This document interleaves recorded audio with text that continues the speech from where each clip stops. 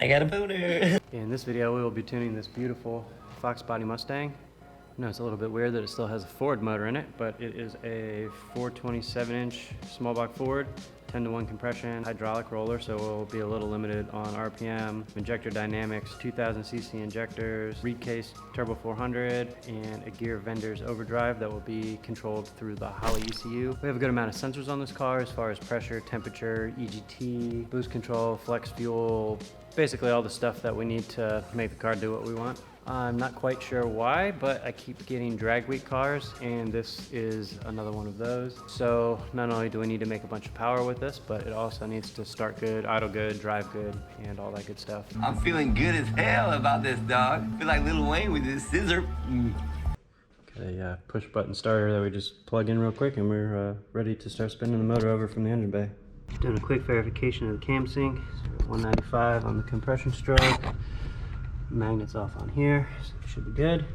So there's so much stuff everywhere, it's kind of hard to see, but I usually will try to verify the timing with the engine off, make sure everything's in the ballpark, and then try it again with it running, and then rev it and set up the inductive delay. I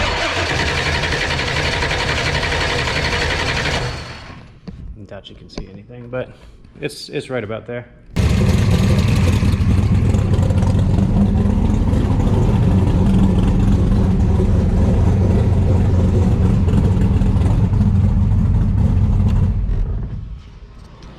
Pretty close. Looks like we're off about maybe 2 degrees. Problem I haven't run into before is in order to set the inductive delay, I need to be able to rev the engine and hold the timing light at the same time. And this is drive-by-wire, and I'm by myself, so I'm gonna have to recruit one of the neighbors to hit the pedal for me, I think. Perfect. Playing with the boost control now, you can probably hear it.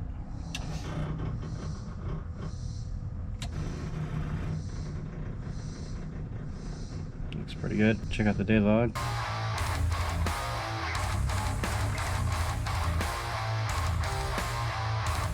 I'm at the point where I really could use a second dyno. They just kept saying that if I didn't waste so much money at the butthole doctor, then we'd have enough money. This one would have gone on the dyno multiple times already, but then I kept having other cars that would have interrupted kind of the whole session or whatever, and today's no exception. I'd like to be able to strap this down, leave it overnight, be able to fool with it tomorrow too. We got another car coming in the morning, so can't wait any longer. Just going to do what I can today and then do what I can again tomorrow. So twice as much setup time, a little frustrating, but it is what it is, I guess.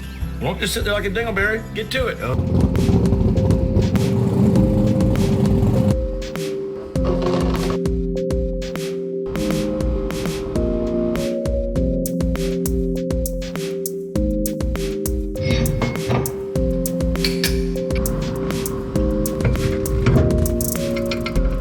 Ridiculously hot today.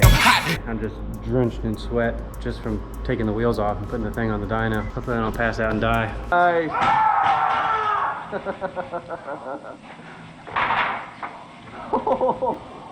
Really spent a better part of the day so far kind of troubleshooting. It seems like we have one cylinder EGT wise that isn't firing maybe, or not running properly. And kind of verifying with some other stuff. I'm gonna try a new plug now. The other issue we ran into is once the thing got pretty warm, driving it, you know, probably holding about 3,000 RPM or so, the thing just randomly shut off for no good reason. Wouldn't start until it cooled back off. So we might have some temperature related stuff that we gotta keep an eye on too. All right, I'm gonna have to call it quits here for today. I have another car coming and it's starting to rain and it's just a mess. But all in all, got this thing started, running, idling, part throttling, driving good. It's a really cramped engine bay, and even with the big dyno fan, his fans work pretty good. I just want to make sure we don't get this thing too hot.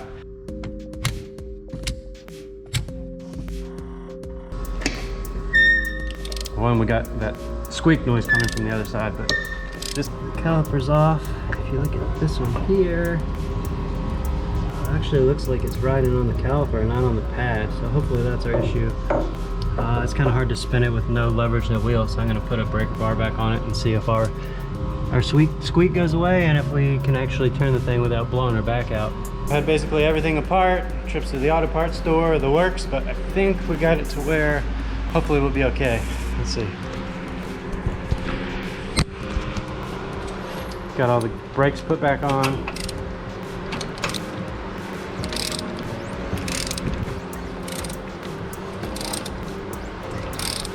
Before it sounded like it wanted to explode off. Now it makes like one tiny little squeak, like every, I don't know, sometimes you go around 20 times it doesn't do anything, and other times, you know, you go around 5 or 6 and it'll do a little tiny bit. But it's as good as I can get it with what I got to work with. I got this thing back on the dyno today. It's been annoying as all hell with all the people stopping by and interruptions, but I have a charge pipe pulled off just to kind of get us in the ballpark and everything, and just made the first run. One, was surprised at how close all the fueling and stuff was, and two, kind of surprised at how much power it made. Graph's nice and clean, so I'm gonna dig through this log. Hopefully this thing will go nice and smooth. This is a really cool car, so I want it to go well. So when I said no charge pipe, it might be a little bit misleading because we're probably still getting a little bit of air going in. But either way, it's still pretty damn good. I put the charge pipe back on, so I just made one without it. Done it a million times, it's never caused a problem, but since we're here and we got the world watching us, I know somebody's gonna say we're gonna damage the turbos like that, which, no, CO2 bottles off. We got 3-pound wastegate springs. Yeah, we'll just make a low boost run and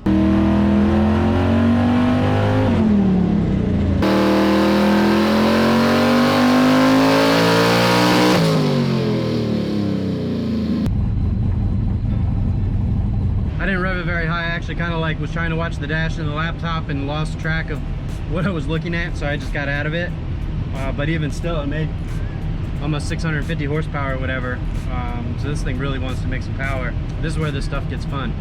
Log looked pretty good. Had to add a little bit of fuel at spool up, ramp in, whatever you want to call it. And so hopefully we'll make one more gate and then turn the CO2 on.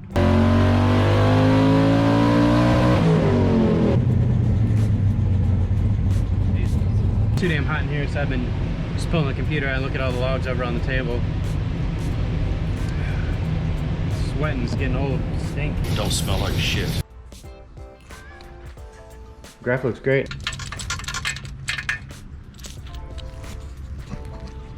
Wait till we get a little more boost in it, start pulling all the plugs and put some new ones in there, but just want to make sure I wasn't about to blow the earth up.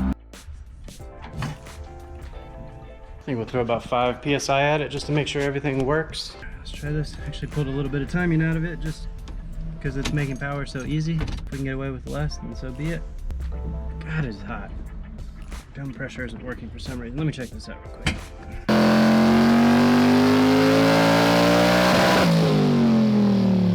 $767. It's so tame, it almost doesn't even feel like the run started. So I thought this tab for the window net that tries to cut your nuts off each time you get it out of the cart, it's like the worst part. But I've hit my head on that twice now and damn near pass out every time. So yeah, you gotta be careful of that.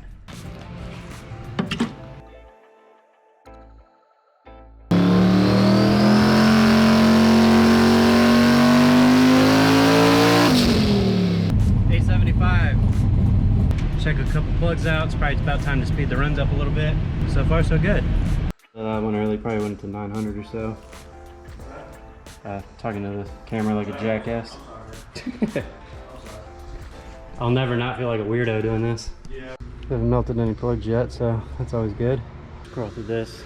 See, everything looks pretty good. Air fuel starts getting a little rich at upper RPMs. So, what? Yeah. Need to pull a little fuel out here, but down here you can see our target boost and our dome pressure and everything matching pretty good. Our actual manifold pressure is nice and flat. We'll make some fueling corrections and try it again. Got 15 pounds of dome pressure this time. Maybe I'll actually rev it out a little bit higher and not let off like a little girl.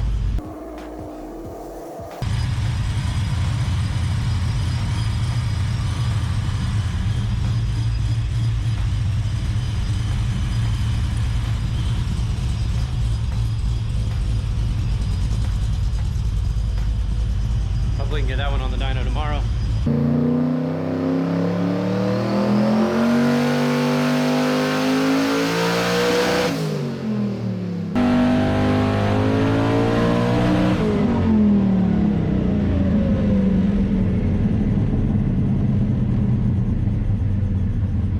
That's crazy. 1,050. So effortless.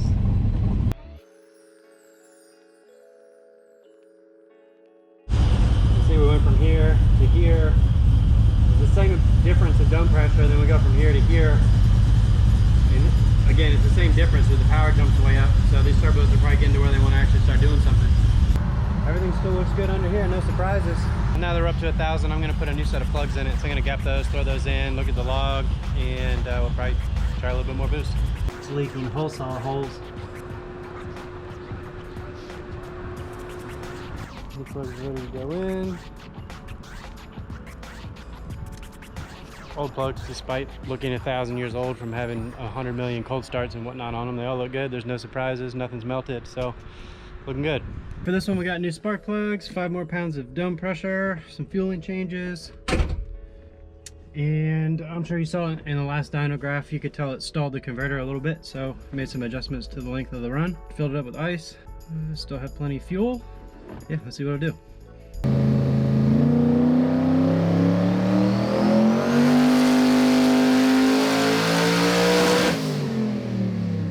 You probably saw in the last run right around here, it kind of flatlined a little bit before it came up.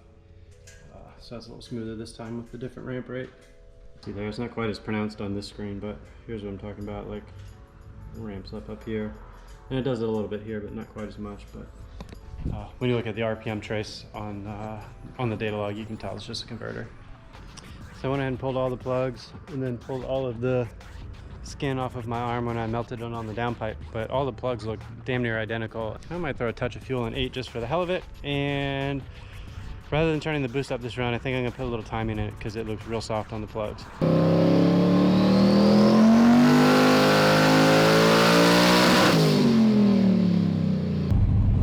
1188.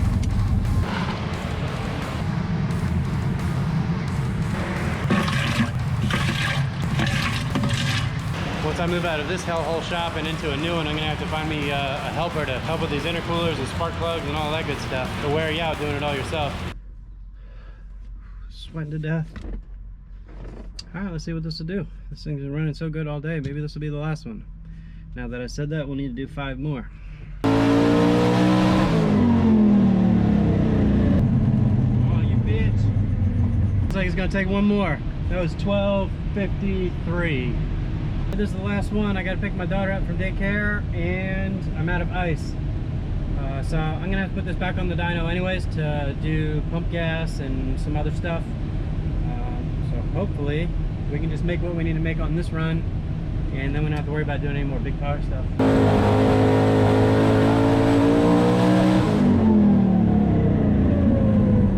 Sounds like it's misfiring a little bit. That's a bummer. 1280. We'll tighten the plug gap up a little bit now that I just put new plugs in it. And yeah, we'll make another run or two tomorrow. That sucks. So that's exactly what happened. Battery voltage is down into the 12s on that run, and we probably need to tighten the gap on the plugs a little bit. You win some and you lose some, so I'd rather not rush through this anyways. So probably tomorrow morning I'll make, I don't know, shouldn't take more, 2, 3, 4 more pulls, and we'll really dial this thing in. Things considered, with kind of what it's taken to get it up on the dyno up to this point, you know, if we just got to tighten the gap on some plugs, I'm perfectly okay with that. This will give me a chance to pull all the plugs out again and check them out with a little bit higher boost. So try again tomorrow.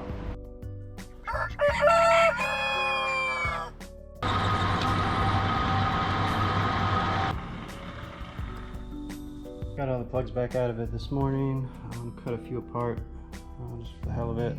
I don't know how well the camera will pick it up, but it looks pretty good. This one is one of the ones that was just 1,000 years old and 100 cold starts on it, so you can see how you can't do nothing with that. It looks good. One of the spark plug wires, these wires don't really like clip on to the plug like quite as nice as some of the other ones do. One of the plugs over there, I don't know, maybe a wire wasn't clipped on all the way, but either way I'm gonna bring the gap down just a touch, throw it back on the dyno, make a few runs, and then we'll put some pump gas in it.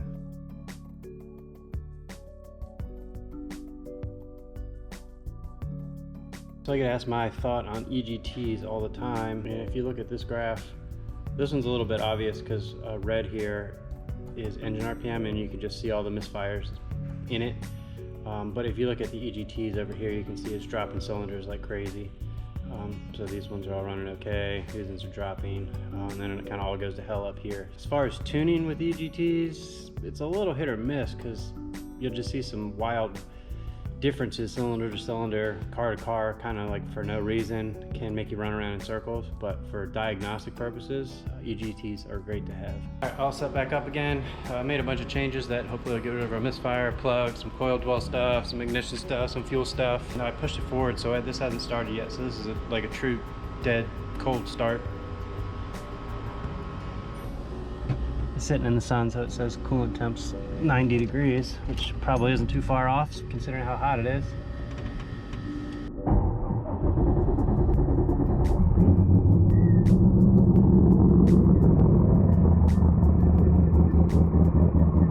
Alright, I'm gonna roll it a little bit to put some heat in the trans, probably make a run or two on wastegate, then we'll turn the boost back up and see if we can do what we need to do.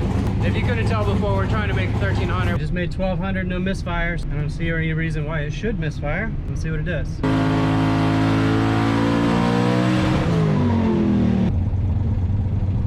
That's just ridiculous. 1297. That just makes me mad. Graph looks clean as can be. I guess I'm just a dumbass. I turned the dome pressure down about, I forget, 4 or 5 pounds. I just had faith in it. It was gonna do what I wanted with less boost. So pull the log, pull a couple plugs, and make one more run just for the hell of it. Spark plugs all over the damn place. Gonna keep the boost the same and just try a touch of timing. And I'm gonna change the target air fuel ratio a little bit based off of the plugs.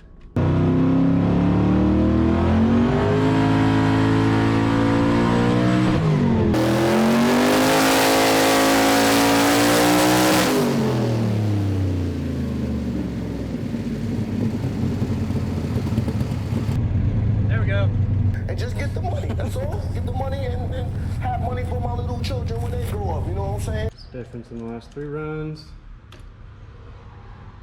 And here's where we ended up. Alright, we scroll through the log. Feeling's pretty good. Needs to add a little bit, kind of overcompensate, take a little too much out. Pretty good. And a couple of percent, a majority of the run. 30 pounds of dome pressure, 25 pounds of boost, and basically 1,350 horsepower. So we're going to consider that good.